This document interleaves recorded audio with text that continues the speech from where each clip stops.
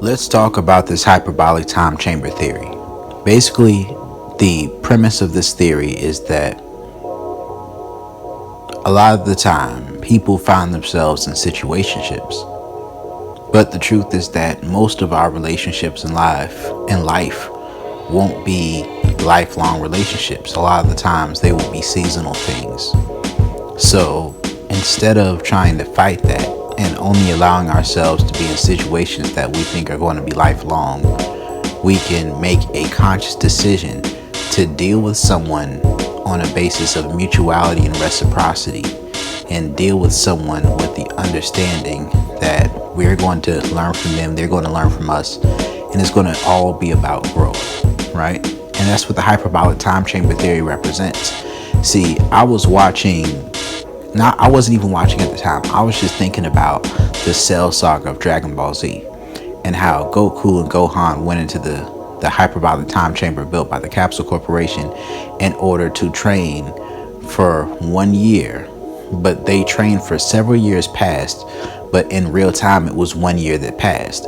And I believe that things can work this way when it comes to situationships and friends with benefits, more so friends with benefits, because in that short amount of time, not even a whole year, sometimes 2 months, sometimes 3 months, that if you decide to truly deal with someone on a friendship level while dealing with them sexually, that you have access to information from them that you wouldn't get that same level of honesty from somebody who you're platonic friends with.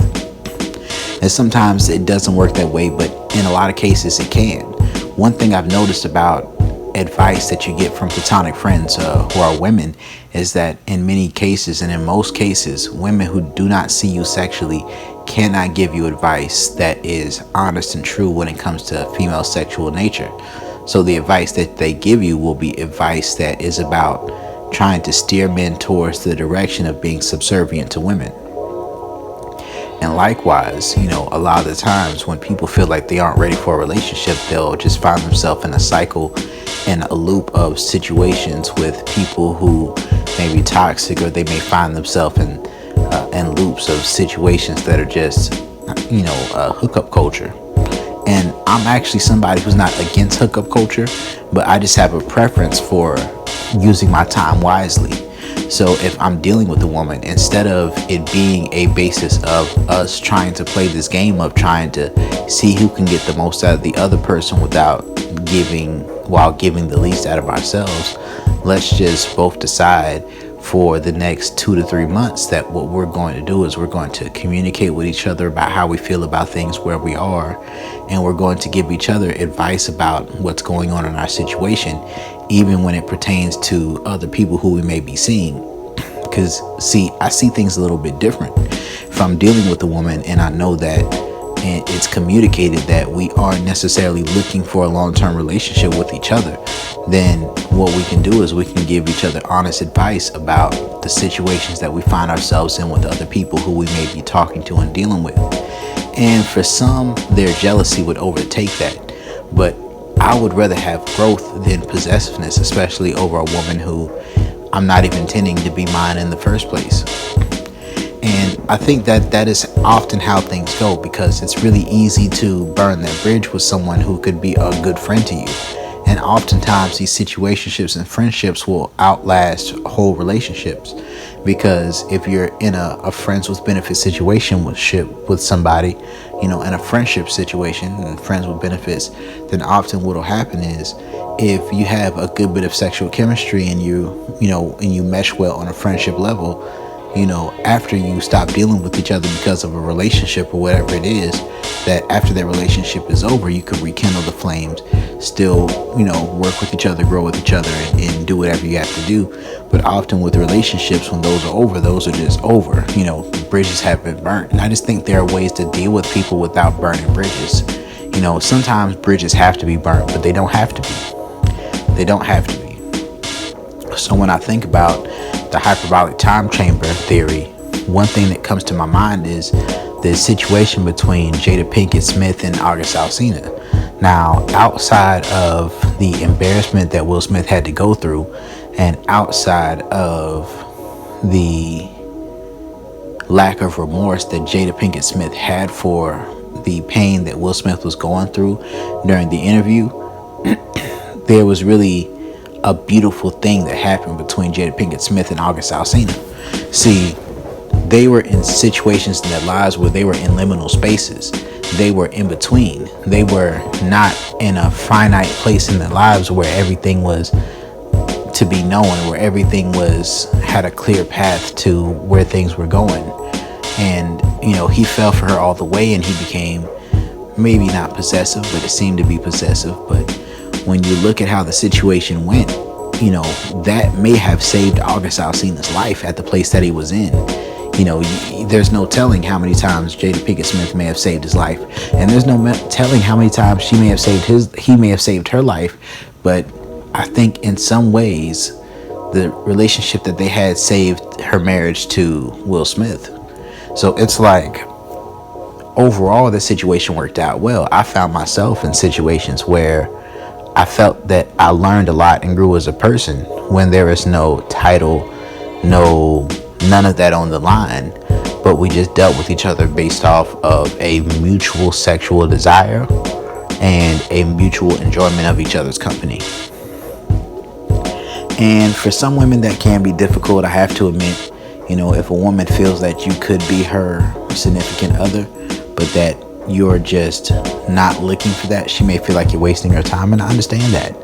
In those situations, I encourage a woman, and I don't hold it against a woman if she finds a man who wants to be with her and she wants to go that route. I encourage it. If a woman comes to me who I'm dealing with on a friends with benefits level, and a man wants to be her boyfriend, then I encourage it. I say, go for it, go all for it. But I'll give my honest opinion. If the way she speaks about the man is as if he's much more interested in her than she is in him, then I may continue to deal with her. But that is not because I don't respect the relationship. It's just because it doesn't seem genuine. That goes against the advice that I would already give. But when it comes to just how men and women can deal with each other, that's something that can really help out. Because, and I'm not sure if I said this already, but a lot of the times women are unable to give advice to men like that. So if you're dealing with a woman and she knows that you see her true sexual nature because you've experienced it, there's a much, much, much greater level of honesty that you'll receive from her. But that can be tainted by a relationship.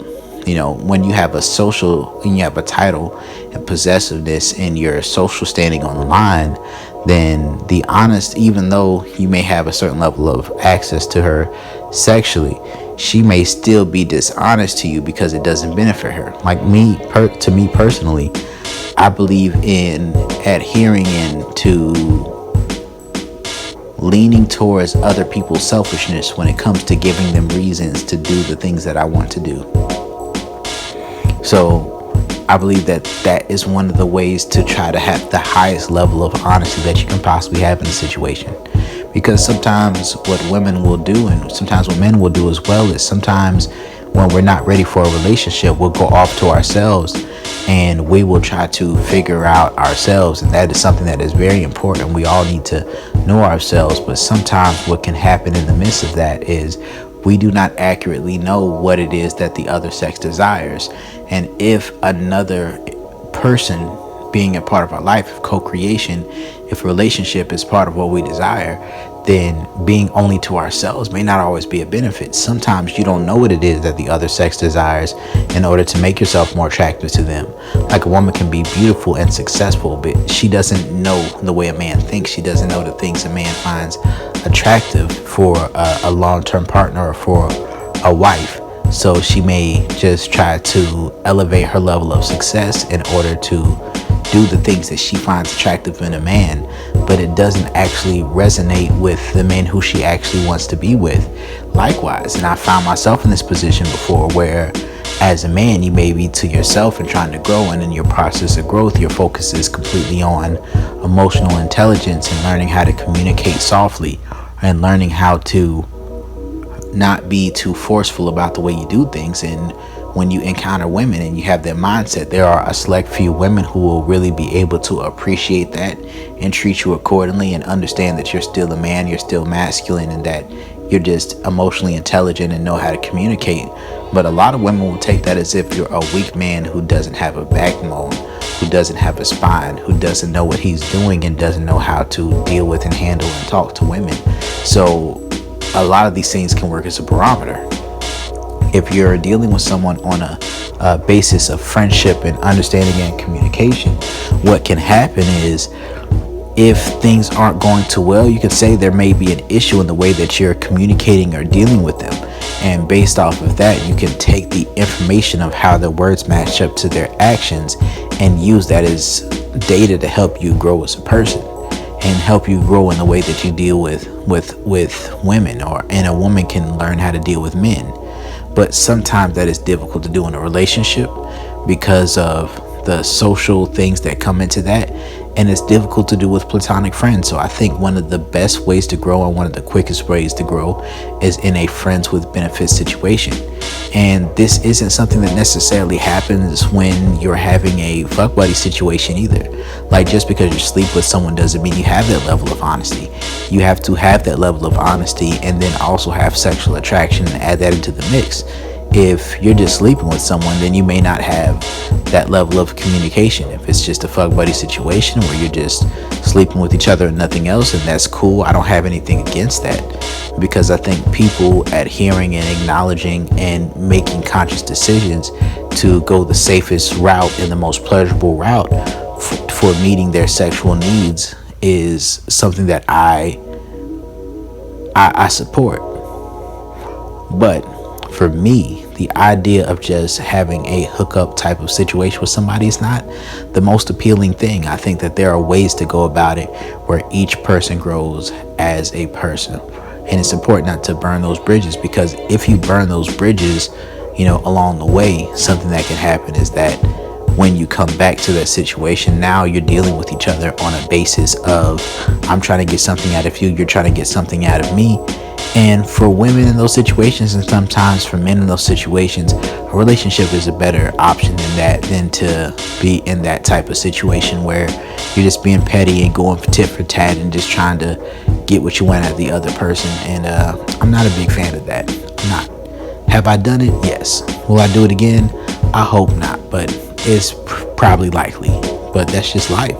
I think that when you find yourself in situations that can be healthy, that you nurture those. A lot of the time people say that they owe nothing to somebody if there isn't a relationship, and I disagree with that. I say that you should hold yourself to your own word.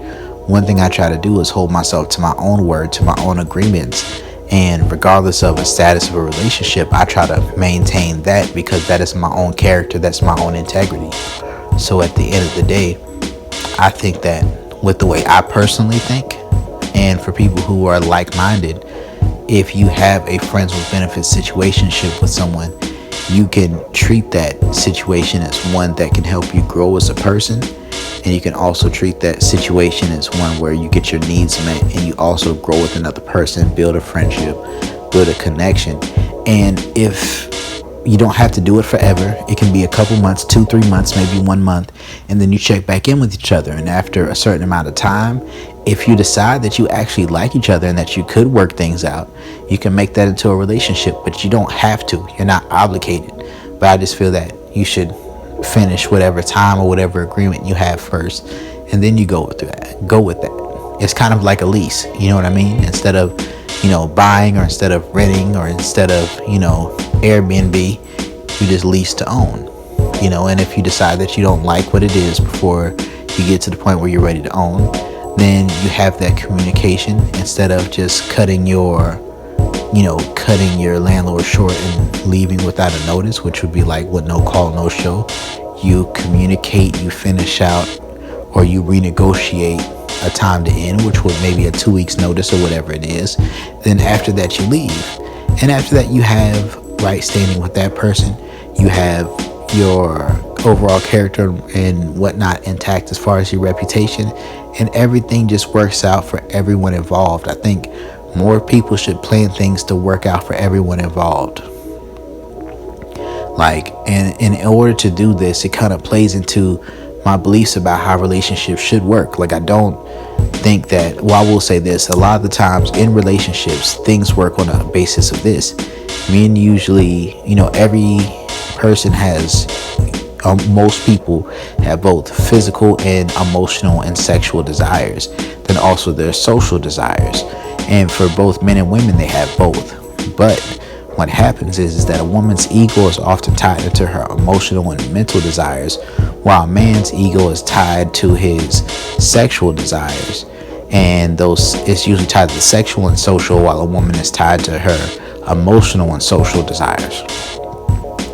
So what happens is usually relationships are a tug of war and a wrestling match between seeing who can get their needs met while giving the least of themselves to the other person.